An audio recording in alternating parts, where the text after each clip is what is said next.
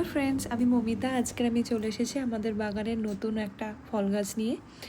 এটা হলো blueberry plant. এখানে এটা ব্লুবেরি বলে থাকে, এর বাংলা কোনো আলাদা কোনো নাম হয় না। এই গাছটা আমি এবছরই বসিয়েছি নার্সারি থেকে নিয়ে এসে।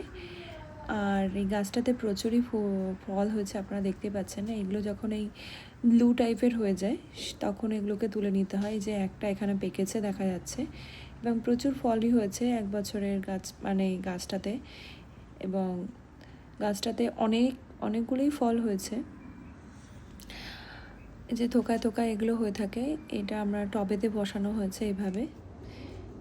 এই গাছটা ঠিক এত বড়ই হয়।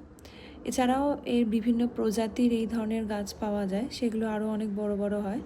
যেহেতু আমার অত জায়গা নেই, সুতরাং সেই জন্যই আমি এরকম ড্রপ প্ল্যান্টই এনেছি, ছোট প্রজাতির গাছ, যেটা সহজেই টবে ম্যানেজ করা যায়। আর এটা একটা বড় একটা 20 গ্যালনের টবেই বসানো আছে মাটিতে।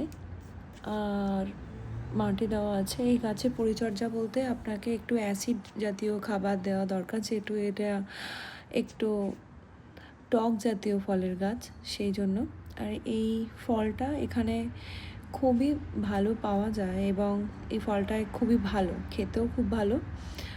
আর এতে প্রচুর পরিমাণে ভিটামিন সি আছে, সেই জন্য এটা খুবই ভালো শরীরের জন্য।